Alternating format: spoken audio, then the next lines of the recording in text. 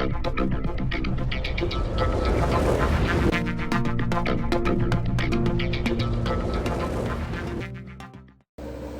I started at OSPR in 1991, one of the sixth person hired, I believe.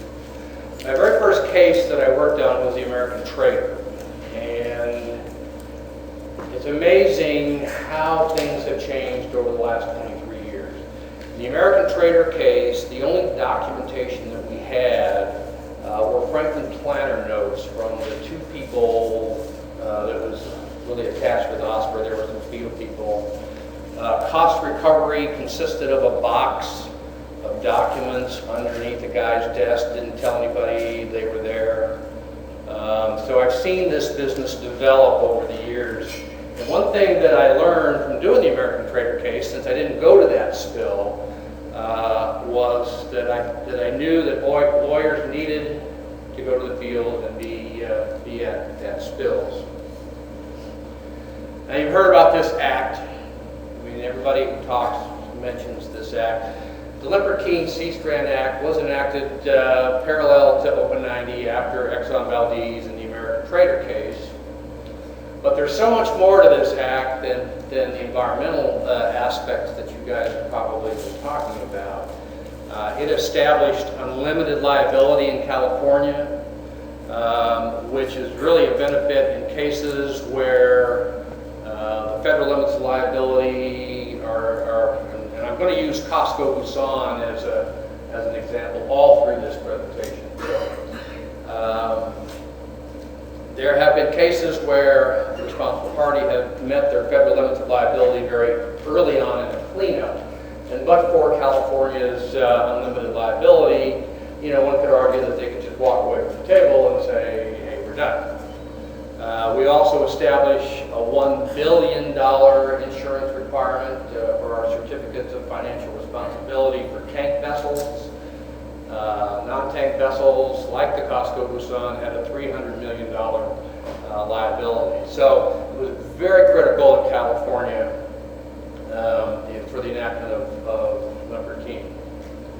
These are the, and I got to apologize for my slides because I think I still have fish and game. I got fish and wildlife on this one, but the previous one had fish and game, so I'll have to change that. But the critical thing was it established the position of the administrator. And what happened at American Trader, as I understand it, was that all the cities, the counties, everybody had different command posts, were doing different things, and it was clear that the state of California had to speak with one voice, thus creating this job. And that previous slide where he is appointed by the governor and has to be approved by the Senate. So the governor is actually our boss's boss. So, is there anybody from the water board here? How about coastal commission? I think that's good. Because the administrator is the lead authority for all of those things during oil spills. The Coastal Commission has developed a position on a government code statute that says that an oil spill is a project requiring a permit to clean up. And there's a government code statute that says that if you change the use of the intensity of water, then you got to have a permit. And they've stretched that to the fact that if there's oil in the water, you have to have a permit. So I've argued that against that for years and years and years, and it really hasn't been settled, and it's really the responsible party that is going to determine whether they're going to apply with Coastal Commission permit requirements. And they enforce that? I mean, really? Well, it hasn't become, I mean, where they push the permit issue, responsible parties have generally applied. The problem with the permit is it's easy to get it over the phone, but it's the post-spill permit requirements that they tack onto that that really causes the problem. I mean, they don't really get involved early on in the spill, but it's the post-spill permit requirements that we've had problems Same thing for water board. Now you'll find in California that there's lots of state agencies who have overlapping jurisdiction, and the water board is one of them. The water board has a cleanup and abatement provision in their code, which is quite frankly a wonderful statute, but it potentially conflict with the Unified Command. And this again happened in Costco, Busan. When I get to a later slide, I'll tell you all kinds of bad things that happened in Costco, Busan. But one of them was having to deal with the local water board. There was intense pressure because of the publicity of that spill, that every agency that had potential jurisdiction wanted to exercise that jurisdiction. So the water board came in and said, we're going to issue a cleanup and abatement order. The problem with that is that it gives the public the perception that the Unified Command didn't know what they were doing. The water board has to step in and add more in their permit conditions. So when I get to the permit section, we're working with the water board, and it's a communication issue, and it really is much more effective. Now, OSPR was created for marine oil spills only, and it's 42 gallons in marine waters.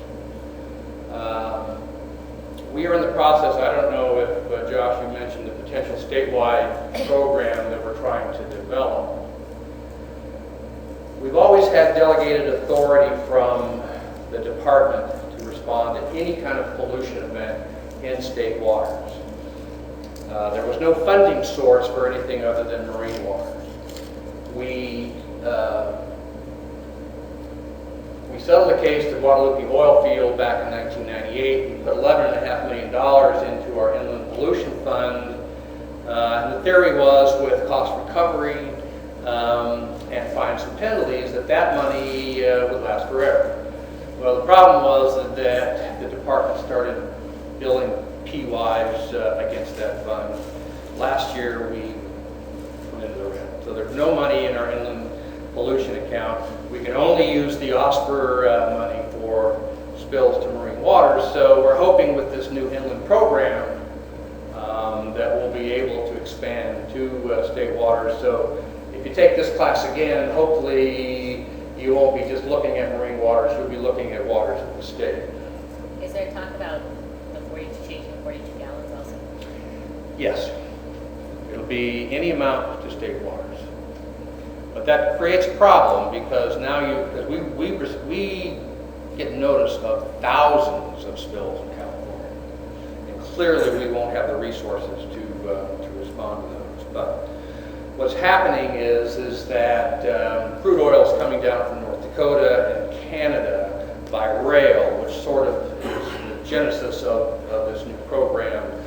We think that that's going to dramatically increase, that crude oil coming by tank vessel is going to decrease, but the problem is with our fee schedule, we're not going to be able to capture that railroad oil unless this new statute's enacted, which will in essence give us 6.5 cents per barrel of crude oil coming into the state at a refinery.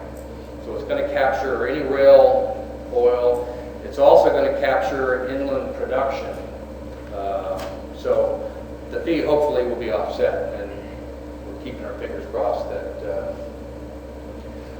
that happens. The administrator does have response authority to respond to inland spills, but like I said, there's really no money attached to that. So it's clearly a problem. Unfortunately, when we have an inland spill, the way the department bills its time is through what we call an index and PCA code. Every significant spill gets that PCA code. But when you don't have any money to bill against it, it really becomes a problem. So the authority that the administrator has is over in-situ burning. Did we ever do that? I don't think that'll ever happen in our lifetime. Maybe it will. Dispersants is always a hot topic. Post Deepwater Horizon, when dispersants were used at the wellhead to bottom of the ocean, not ever intended for that, became a big issue.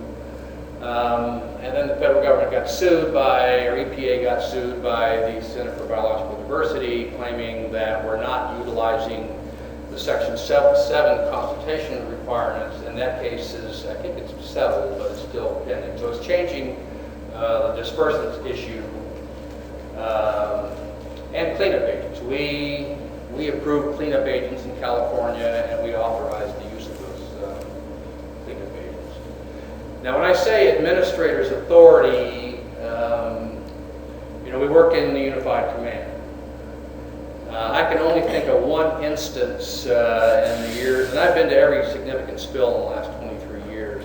I can only think of one instance where the Unified Command didn't agree or ultimately agreed on a response strategy, and it basically was a smaller spill in the LA area where we thought that more boom needed to be deployed, and the Coast Guard didn't agree with that, but we went ahead and deployed that boom anyway, saying that it really wasn't inconsistent with an FOSC order, but in addition to. So this is all done, through the Unified Command, and is pretty much universal. I think there's lots of arguing going on at the beginning, but you seem to sign the incident action plan.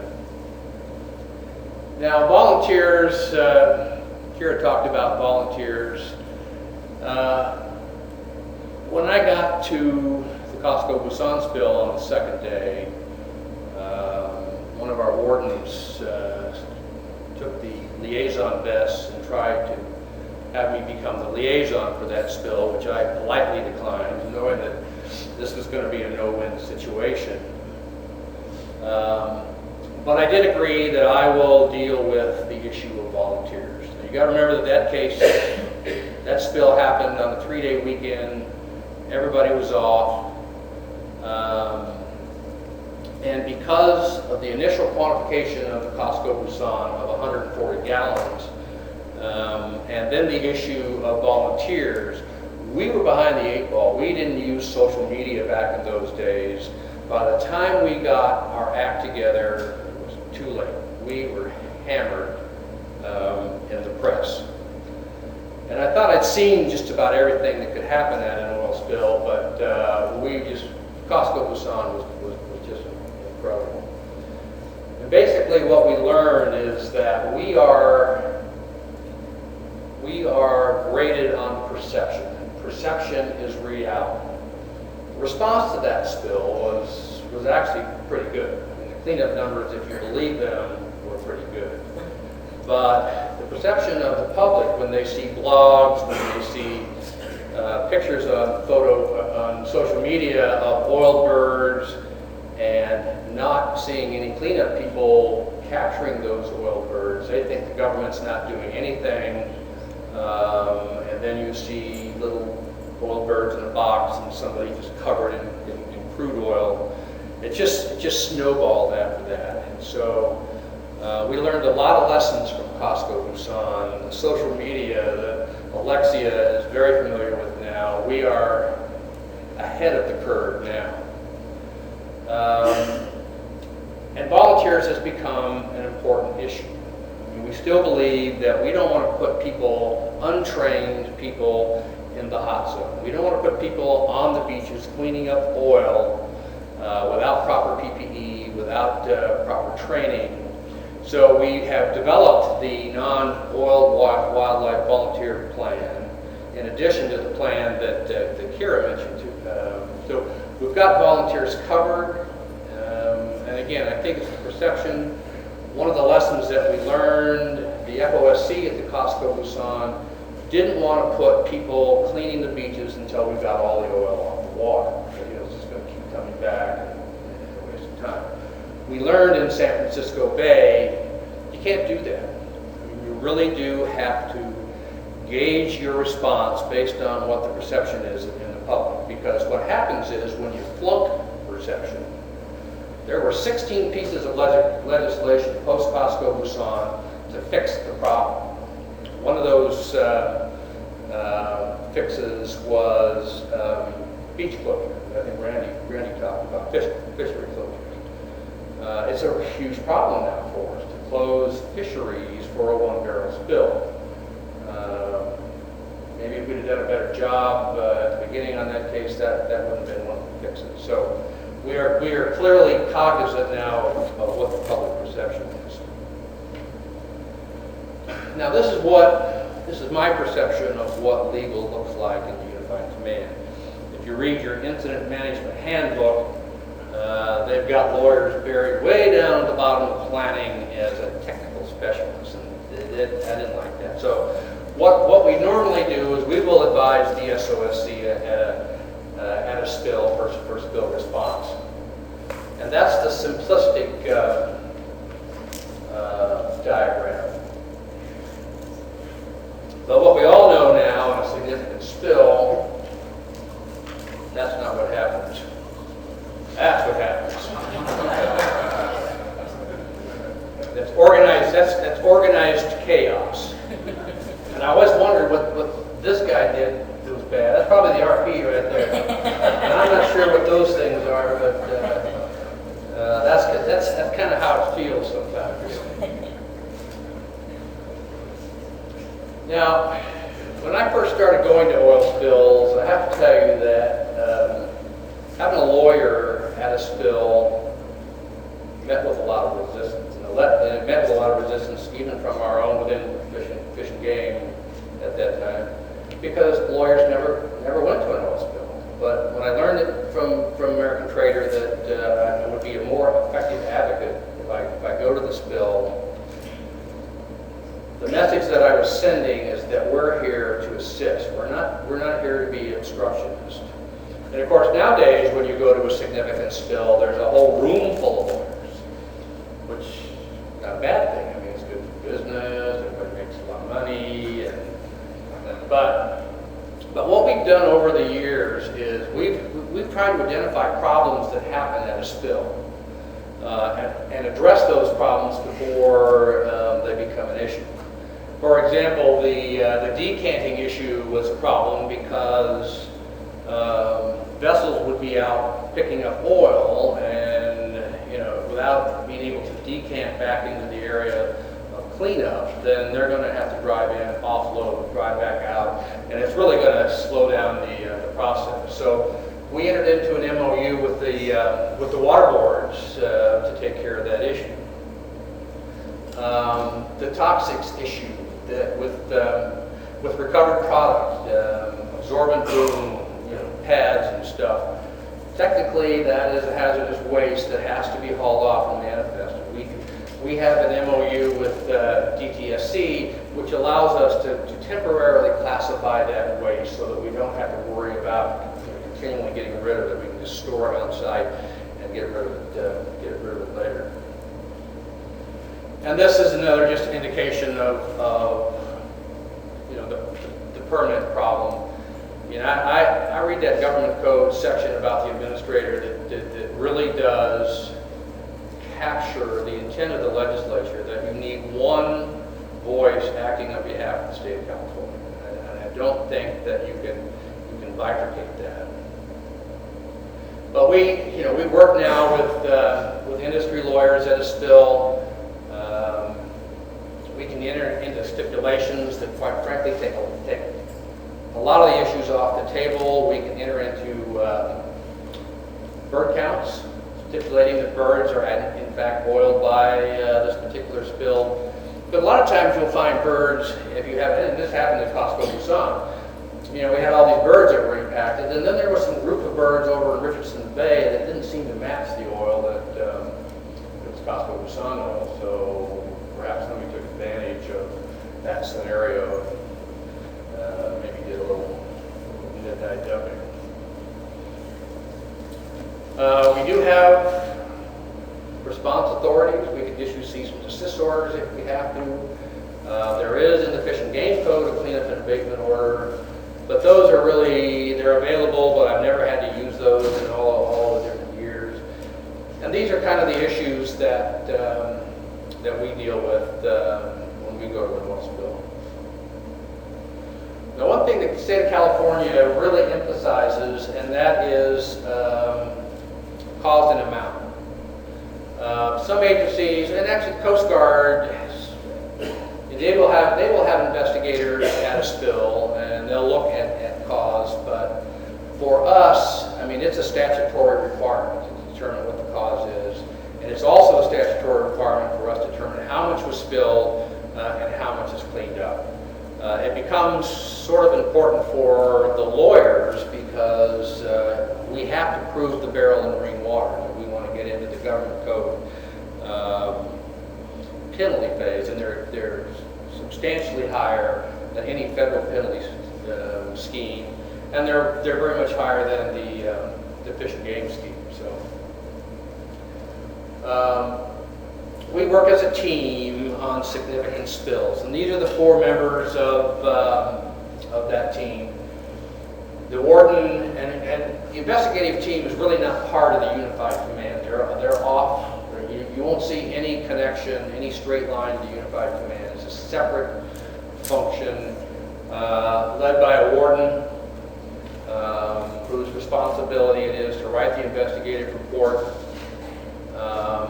He will have a biologist as support to determine the injury determination, and we'll get into the NRDA function a little bit more. We have oil spill prevention specialists who specialize in different aspects of this business. We have pipeline specialists.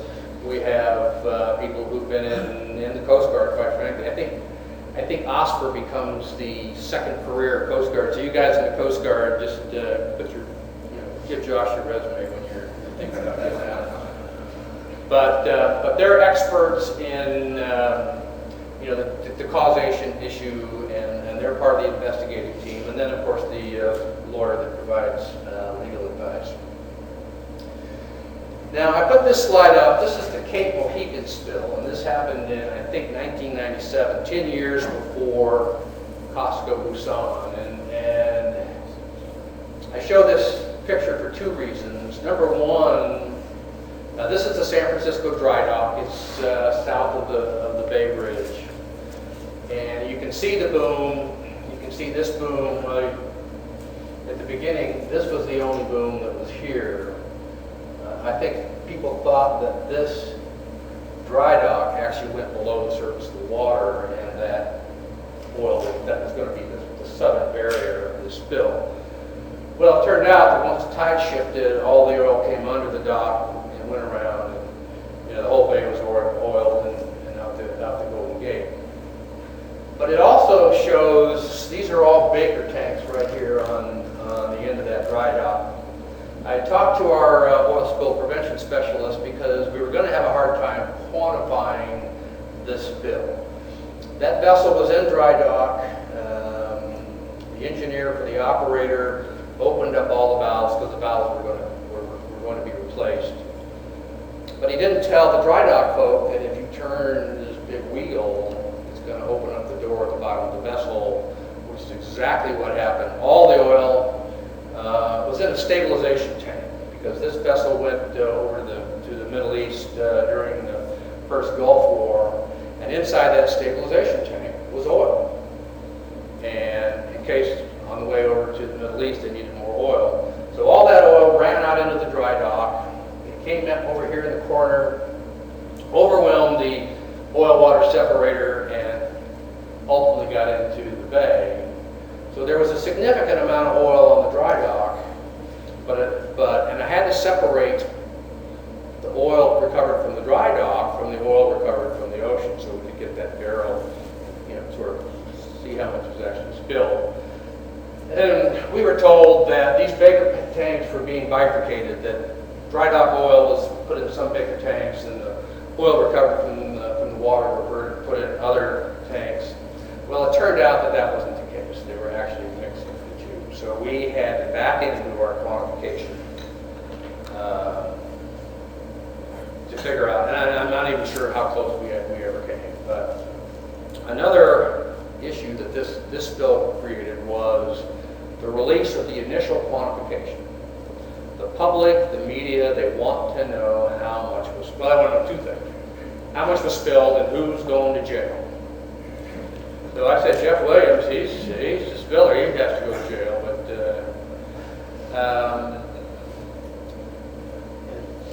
So it was just a very complicated case, and you learn from all of these lessons. We also quantify sediment recovery because the RP under the Fish and Game Code can get credit for amount cleaned up. So it's an important issue for us. So sometimes I do send 3 lawyers to an oil spill. We have lawyers in Sacramento working a spill. We have, in the case of Costco Tucson, we had 3 lawyers in the field. Now you've heard about NRDA, and I'm not going to go into the NRDA other than the fact that, again, the NRDA is another separate function. It's not part of the Unified Command. Their function is to do the resource injury. Now you need to know that a lot of the documents that are generated by the response are also used by the NRDA team. And one specifically that's very important for us are the SCAT forms. The team that goes out, you guys just SCAT a couple days ago, I guess. So when you go out and you generate those SCAT forms and you bring those back to the Unified Command so they know where to send resources, those forms are used by the NRDA team to show degrees of oiling, areas of impact, so they can make their injury determination. But there is an NRDA liaison into the Unified Command, so when you got a bunch of NRDA folk out on the beach, you know, at least the Unified Command knows who they are. Another critical function for us that the lawyers get involved in is cost recovery. Those are the code sections if you ever care to read them. And oh, by the way, in the OSPR website, if you're ever interested, if you ever can't sleep, you might want to go into the OSPR website under laws and regulations, and you'll see a document in there called the compendium. And that's a document that we in legal create every year that shows the sort of the important statutes that we deal with in this business. So if you have trouble sleeping, you can open that up, and that'll put you right to sleep. What was that you said? Pardon me? What did you call it after? Okay, you go into the CDFW website, then you go into spills, that's OSPR, and then over on the left-hand side it says laws and regulations. You click on that, and then on the right-hand side will be the term compendium. You click on that, and that opens up everything you need to know. But cost recovery is critical, and the reason that it's critical is because in marine oil spills, we had a $50 million response fund. The governor borrowed $40 million of it to help balance the budget 2 or 3 years ago. And oh, by the way, he hadn't paid it back yet, but he promises to pay it back, so I guess we're not worried. But, yeah, well, I'm a little bit worried, but maybe I'll be retired by the time. I know I'll be retired before we see it. But the Response Trust Fund it took like 3 or 4 months to collect the money in the Response Trust Fund back in 1990. It was 25 cents a barrel for oil that came through marine terminals. It was $50 million, happened just like that. We stopped that fee and haven't had to reimpose that fee since. So we put a lot of effort in cost recovery. When I mentioned the American Trader case, when I was looking for response cost documents, the administrative assistant down in the region down here had them in a box under his desk. He retired. Nobody knew they were there. And when I asked the department for the documentation for response costs, it came out to $8,500. And I knew that was the case. So our veracity when it comes to response costs took a big hit back then. And Becky Mack, who was doing this very early on, it took a while before industry finally realized that we put some effort into response costs now. When we give you a response cost documentation, it's supported by all of our timesheets, all of our expenses, and we probably got audited 3 or 4 times in a row until they finally realized that they don't have to spend as much time actually checking our response costs. So this is the message. Lawyers, at least my lawyers, are there to help. Every case is unique. I never would have thought that going to Costco Busan that we would have had as many issues as that case generated. And I've been all over the country speaking about Costco Busan. And you have to remember, Costco Busan was not a big spill. I mean, it was 54,000 plus gallons, and the overall scheme of things, that's a relatively small spill. But one of the things that I think industry learns, if you're going to spill oil in California, don't do it in the Bay. Spill it in LA, because nobody cares about oil spills in LA. But don't do it in the Bay. And quite frankly, I mean, we had a small bunker spill in the Bay that generated huge interest and became a real problem as far as that perception. And there was an environmental organization that said we need pre-boom every oil transfer in California as a result of the Dubai Star oil spill. It took us a long time to convince that person that pre-booming wasn't the answer. The fallback was that we established a risk-based monitoring program to monitor more of the transfer. So it really can't be a problem when we flunk perception. And calls. I mean, everybody at OSPR knows to call us. I think the industry folks know to call us. And I think that the sort of legal's position at oil spills has changed, I think, for the better. Any questions?